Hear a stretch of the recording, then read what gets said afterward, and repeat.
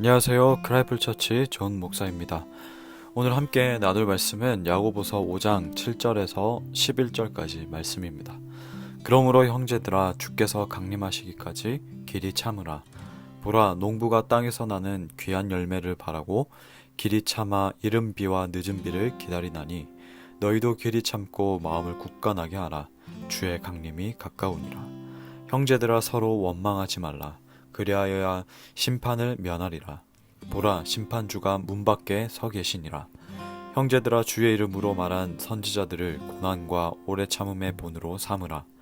보라 인내하는 자를 우리가 복되다 하나니 너희가 욥의 인내를 들었고 주께서 주신 결말을 보았거니와 주는 가장 자비하시고 긍휼히 여기시는 이시니라. 아멘.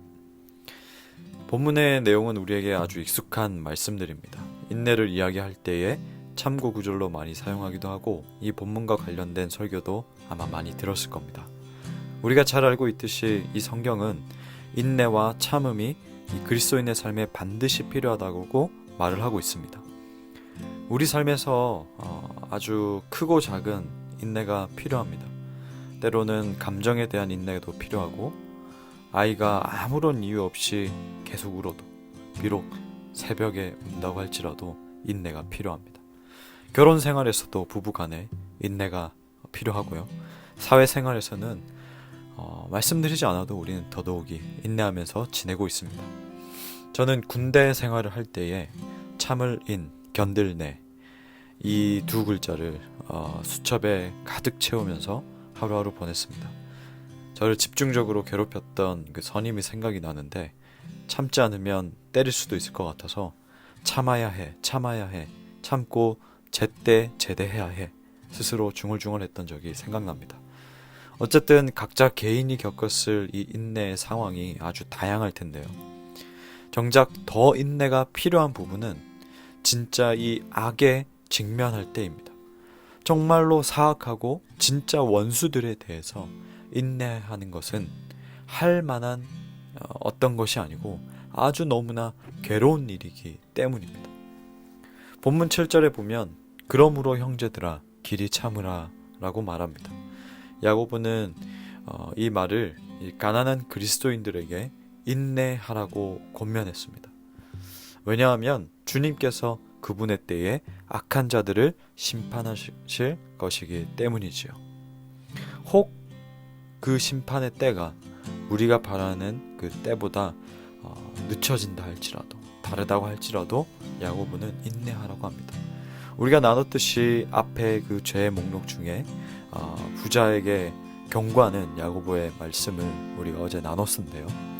그로 인해서 사회적으로 고통을 당하고 또 사회적 구조적인 이 틀 안에서 어려움을 당하고 있는 가난한 그리스도인들에게 너희가 그것에 대해서 분노하지 말고 너희가 그것에 대해서 스스로 원수를 갚으려고 하지 말고 인내하라고 말하고 있는 것이죠. 왜 그럴까요? 인내의 본질을 살펴볼 필요가 있습니다. 우리는 인내라고 하면 그냥 좀 견디는 것, 좀 참는 것 정도로 인내를 떠올립니다. 야고보는 세 가지의 의미를 담아서 인내를 설명합니다. 첫 번째, 길이 참으라. 이 말은 예를 들어서 내가 넘어져서 상처가 났는데 이 상처가 아물기 위해서는 그저 기다릴 수밖에 없는 거예요. 이 상처가 아물고 흉터로 남지 않고 낫는 거는 그냥 약을 바르고 우린 그저 기다리는 것 외에는 아무것도 할 수 없습니다. 바로 그것이 길이 참는 행위입니다.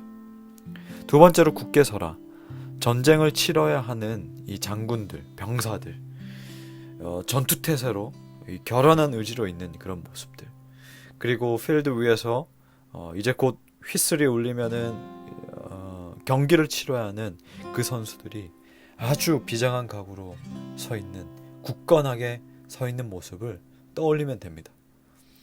누군가 우리에게 분노하고 조롱하고 손해 끼치는 일들을 한다 할지라도 감정적으로 곧바로 반응하지 않고 서 있을 때, 참을 때 바로 굳게 서 있는 모습이 되겠지요. 세 번째로 11절에 인내하는 자를 복되다 라고 말합니다. 야고보가 본문에서 사용한 이 인내라는 단어는 보다 적극적인 행동이 담긴 인내입니다. 상황이나 환경이 좋지 않음에도 불구하고 그것을 돌파하여 길을 이탈하지 않고 가던 그 길, 바른 길로 계속 나가는 모습, 그 어떤 역동적인 모습이 담긴 것이 바로 야고보가 말하는 인내의 모습입니다. 마치 마라톤 선수가 결승선을 통과하기 위해서 끝까지 인내하고 달리는 것처럼, 사업가가 창업을 하기 위해서 아이디어를 만들고 또 이 아이디어가 실현될 수 있도록 재정을 마련하고 계획들을 하나하나 실행할 때에 인내하고 추진하는 것처럼, 절대 쉽지 않는 상황이지만 끝까지 유지하는 것이 바로 인내의 모습입니다. 그렇다면 야고보는 왜 이처럼 인내하라고 권면했을까요? 바로 주님 오실 날이 가까워지고 있기 때문입니다. 예수님이 오시는 날은 아무도 모릅니다. 그렇지만 천년이 하루 같으신 하나님에게 마지막 날은 어느 날이라도 이상하지 않습니다. 오늘이라도 내일이라도 그 다음 날이라도 어느 날이라도 하나님에게는 이상하지 않다는 것이죠. 그렇기 때문에 우리에게 어느 날이라도 일어날 수 있는 주님의 재림은 늘 가까운 날입니다. 마치 농부처럼 삶을 살아가며 밭을 갈고 씨를 뿌리고 열심히 일하면서 주님이 주시는 그 비를 기다리는 것처럼, 그리스도인은 자신에게 주어진 삶의 시간을 열심히 살아가면서 주님이 오실 날을 기다리는 것, 이것이 바로 올바른 그리스도인의 모습입니다. 여러분의 인내를 저는 일일이 잘 알지 못한다 할지라도 하나님은 다 알고 계시고 보고 듣고 계십니다. 여러분에게 주어진 삶, 일, 보냄받은 곳에서 이 농부처럼, 그리고 오늘 본문에 나온 구약의 선지자들처럼 인내하며 살아가고 인내하며 기다리는 시간 되기를 바랍니다. 그렇다면 마침내 가장 자비하시고 긍휼이 많으신 우리 주님은 어느 날 오셔서 우리의 손을 반드시 들어주실 것입니다. 오늘의 인내의 시간 또한 주님과 동행하고 성령의 인도를 받고 또 그렇게 하루를 보내기를 주님 이름으로 응원하고 축복합니다. 하나님 아버지, 그리스도인에게 인내가 필요함을 말씀을 통해서 알려주셨습니다. 마치 우리가 결연한 그런 군인들과 운동선수들의 모습처럼 누군가가 우리에게 계속해서 해코지하고 어려움을 준다 할지라도 감정적으로 내가 하겠다는, 내가 갚겠다는 그런 대응을 하지 않고 반응하지 않고 꿋꿋이 참고 있을 때, 이렇게 인내할 때에 그러한 자는 복되다라고 하나님께서 말씀하셨습니다. 하나님, 우리 가운데 인내해야 하는 일들이 참 많이 있습니다.